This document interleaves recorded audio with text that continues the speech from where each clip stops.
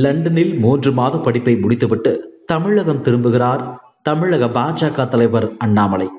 கடந்த 30 ஆண்டுகளாக தனித்து நின்றும் கூட்டணி சேர்ந்தும் தமிழகத்தில் பாஜகவால் பெரிய அளவில் கால் ஊன்ற முடியவில்லை. 2014 மக்களவை தேர்தலில் பாஜக கூட்டணி திமுக அதிமுகவுக்கு மாற்றாக பாஜக உருவாக்கிய கூட்டணி 18.8% வாக்குகளை பெற்றது. அந்த கூட்டணியில் பாஜகவை விட கூடுதல் வாக்கு வங்கி வைத்திருந்த பாமக, தேமுதிக, மதிமுக, கொங்கு மண்டலத்தில் செல்வாக்கு பெற்றிருந்த கோமாதேக ஆகியவை இடம்பெற்றிருந்தன. ஆனால் 2 தொகுதிகளில் மட்டுமே அந்த கூட்டணி வெற்றி பெற முடிந்தது. 2016 பேரவை தேர்தலில் தனது கூட்டணி கட்சிகளை பாஜகவால் தக்க வைக்க முடியவில்லை. இதனால் பாஜகவின் வாக்கு வங்கி 5.5%இருந்து 2.7% சரிந்தது.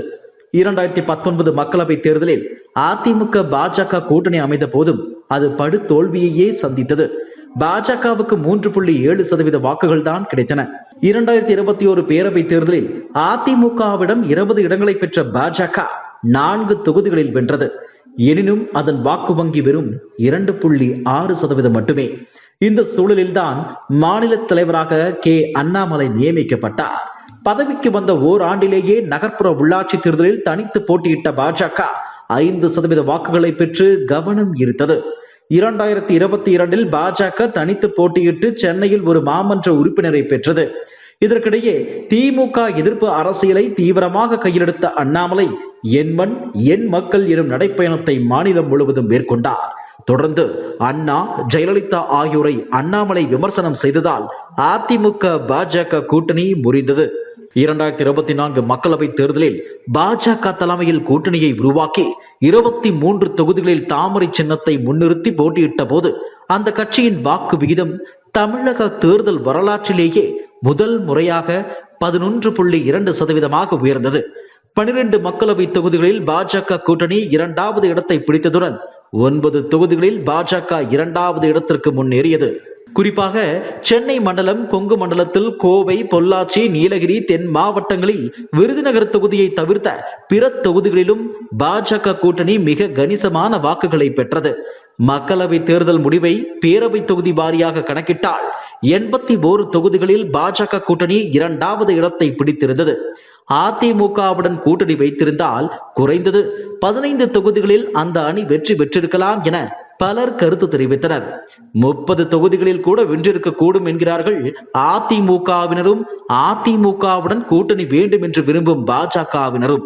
கணிசமான மக்களவை தொகுதிகளில் அதிமுக தலைமையிலான பாஜக கூட்டணி வென்றிருந்தால் ஒருவேளை இப்போதுள்ள நரேந்திர மோடி அரசு, தெலுங்கு தேசம், ஐக்கிய ஜனதா தளம் உள்ளிட்ட கட்சிகளின் தயவில் இருந்திருக்காது என்பது பாஜகவின் ஒரு பிரிவினரின் கருத்து.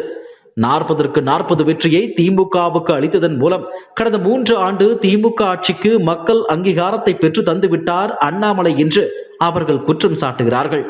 அண்ணாமலை மேல் படிப்புக்காக லண்டனுக்கு செல்வதாக கூறி சென்ற பிறகும் அவரது இடத்தில் வேறொருவரை நியமிக்காமல் தற்காலிக ஏற்பாடாக ஒருங்கிணைப்பு குழுவை நியமித்த மேலிடத்தின் செயல்பாடு அண்ணாமலைக்கு தலைமை கொடுக்கும் முக்கியத்துவத்தின் வெளிப்பாடாக பார்க்கப்படுகிறது. தமிழக பாஜக ஒருங்கிணைப்பு குழு தலைவராக ராஜா நியமிக்கப்பட்ட நிலையில் தமிழக பாஜக மூத்த நிர்வாகிகள் மீண்டும் திமுக எதிர்ப்பை தீவிரப்படுத்தி அதிமுக எதிர்ப்பை மட்டுப்படுத்த தொடங்கினர். ஆனால் அதிமுக தரப்பு பாஜக கூட்டணிக்கு சிறிது கூட இணக்கம் தெரிவிக்கவில்லை. அண்ணாமலையின் செயல்பாடுகளும் தனித்து போட்டியிட்டு அதிமுகவின் தோல்விக்கு பாஜக காரணமானதும் பாஜக அதிமுக இடையே கடுமையான பிளவை ஏற்படுத்திவிட்டது.